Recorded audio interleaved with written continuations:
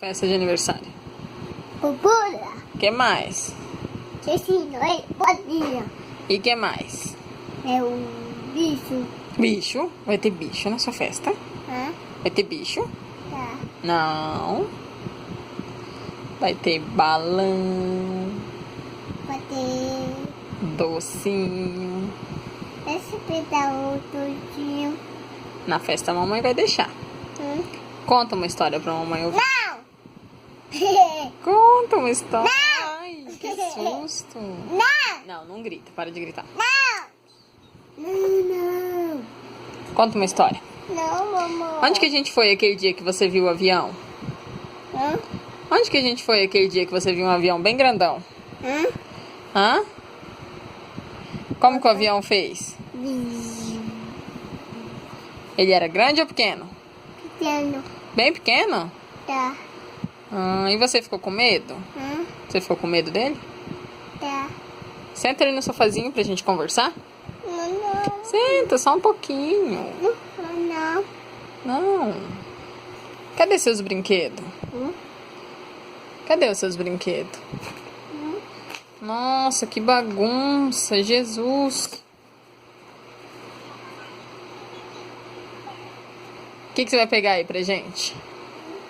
O que você vai pegar aí pra gente? Pega o cavalo verde ali em cima, ó.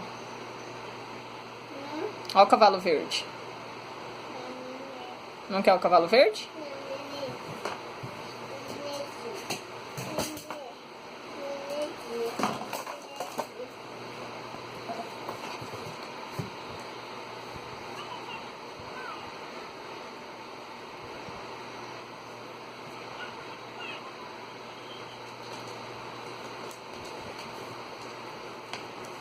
Quem que é esse?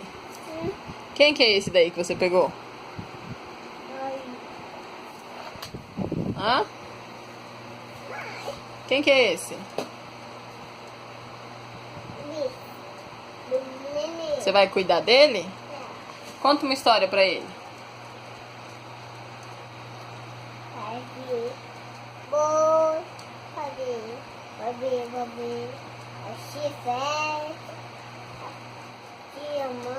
Fala pra ele cantar parabéns.